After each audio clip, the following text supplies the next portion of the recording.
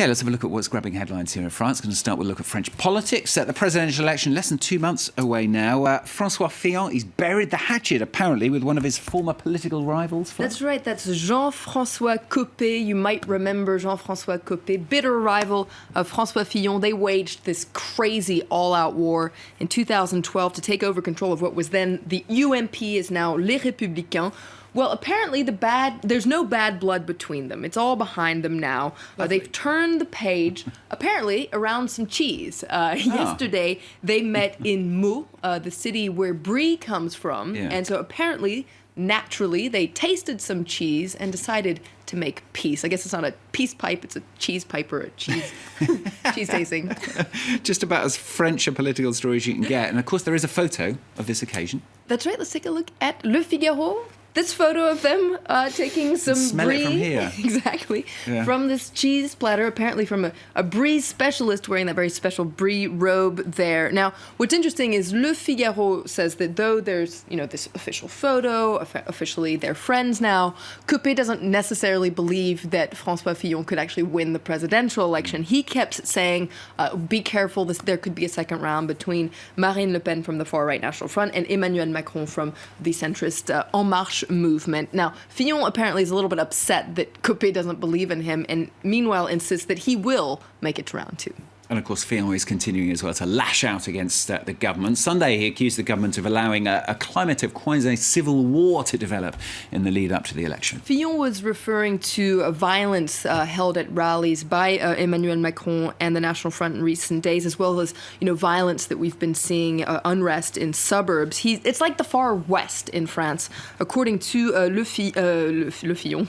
According to Fillon. Now, what's interesting is Les Echos kind of analyzes why he's upping the tone here. He's been quite discreet since the whole, Penelope Gate scandal, the so-called Penelope Gate scandal involving allegations of fictitious jobs. And now this bombshell, well, of course, it's an electoral strategy, according to Les Echos.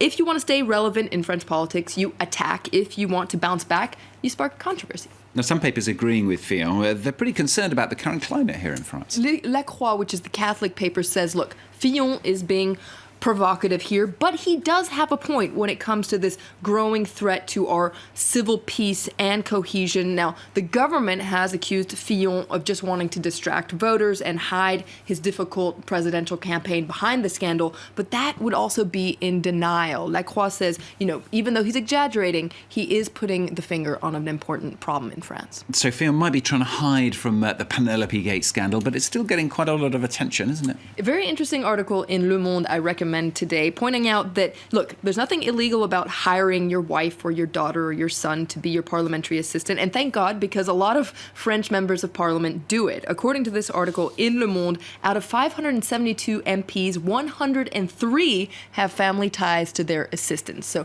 as I said, nothing illegal about this, and, you can see it here in the statistics. 1 in 6 MPs employs someone in their family. Let's swap from politics to health. Today, the European Commission is going to vote on the definition of something called endocrine-disrupting chemicals. Am I saying that It's actually right? a very important vote that's going to be happening at the European Commission. They're going to define what they mean. Now, these are chemicals present in everyday life products like shampoo or gel that you use in the shower. Now, what's dangerous about these products is they can modify the way your body works, for instance, your hormones. And that's why Libération is saying even washing kills. Now, of course, this might bring up the old stereotype that French people don't wash, but Libération says, no, these products are actually dangerous, and this is a very important, if technical, vote that's going to be happening at the European Commission.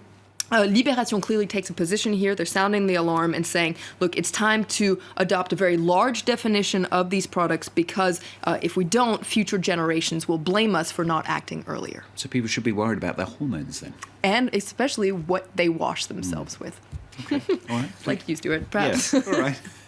Very quick word on bumblebees. That's right. Now, apparently bumblebees love to play soccer, and you can read more about that in Le Monde. Researchers at Queen Mary University trained bumblebees to roll a ball into a goal by rewarding them with sugar water. Apparently, sugar water is a good way of teaching bumblebees just about anything.